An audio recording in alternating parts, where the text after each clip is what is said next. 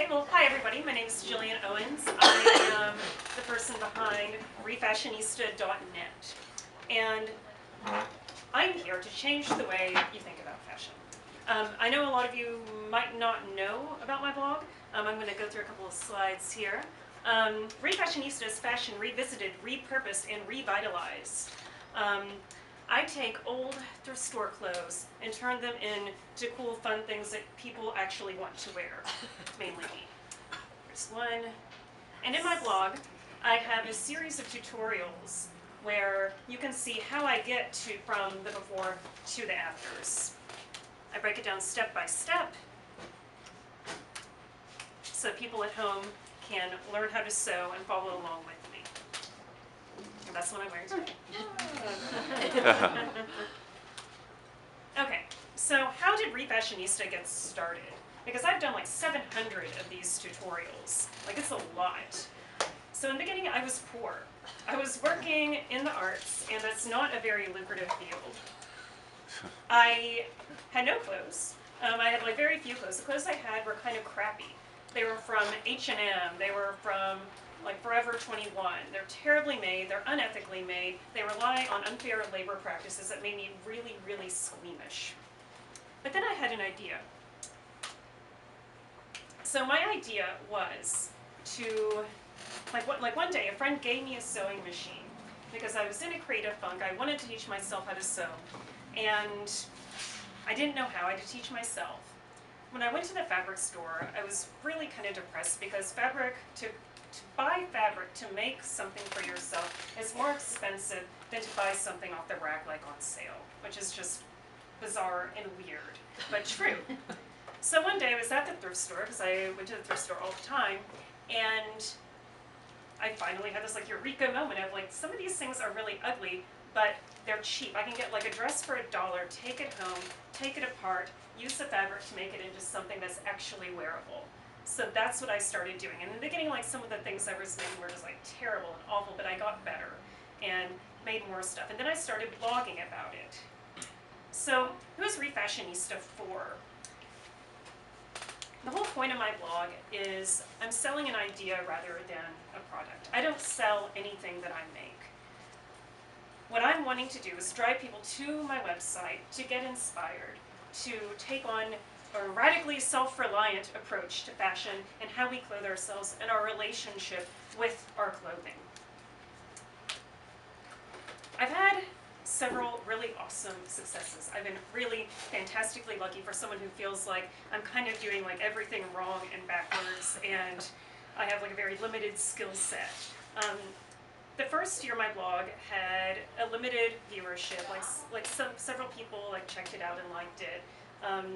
Then for the second year, I decided to challenge myself to refashion a different garment every day for a year. Now, I have a full-time job, and I was like planning a wedding, and I was costuming a show. Like, the wedding didn't work out. And then I had to like move out of my house because I wasn't like, because I broke up with my fiance, but I still was doing this challenge every day for a year. So my blog was like part like tutorial, part soap opera. It was really cool. No, and then during the 366 day challenge. God, sorry. Coming back as a ghost. Pinterest. That website Pinterest really took off, and that was huge for me. That is still the biggest traffic driver of anything that's ever happened to my blog. The Pinterest thing blowing up led to TV appearances. I was contacted by The Rachel Ray Show. I was contacted by Good Afternoon America, which is different from Good Morning America. It's just a filler show for like one summer. And then I finally decided to take my blog self-hosted so I could sell third-party affiliate advertising. So I was actually making money from my blog, which was huge. And then, just a couple months ago, my blog went viral. And it was really weird how it happened. It started off, well, I'm going to tell you about that in a second. Yeah, okay, yeah, it's here. Yeah, going viral. So it started off as a couple of people really hated my blog, and they posted about it on Tumblr. And so I was getting, like, I was blowing up on Tumblr, but like in a terrible, terrible way, because people were saying like I was fat shaming, that I was only using plus size clothing, I was taking a valuable resource from plus size people, which is not true. Most of what I use is not plus size, I'm just really tiny, so everything looks big. And so it was like this terrible thing, everybody hated me. My friends were like, why don't you just like kind of back off the blog for a bit, like don't do it for a while, like people are really mad at you and saying terrible things and sending you hate mail.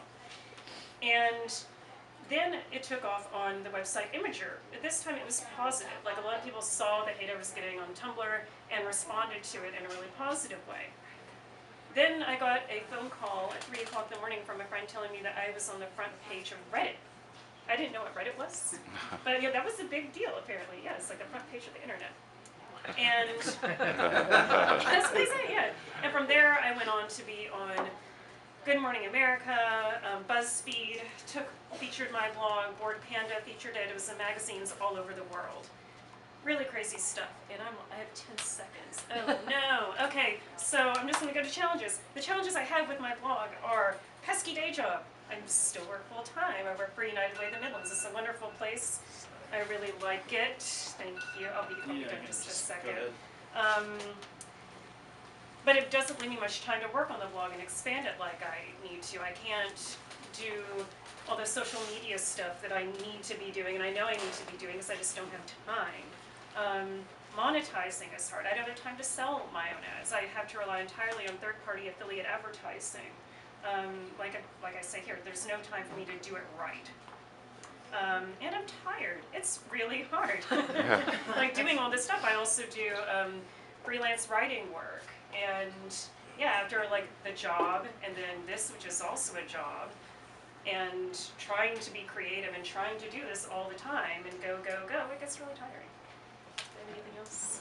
The future. Right now, I'm super excited. I wrote a proposal to the Darla Moore School of Business, and I have 2 teams of management students who are going to help me with two big parts of my blog. One is just to help me with the whole blog side, really monetizing it the way it needs to be, helping me to drive traffic, social media, all that. And then I have another team that is helping me work on crafting a possible ReFashionista line that would actually be me selling my stuff for the first time ever. And that's all. So does anybody have any questions or anything?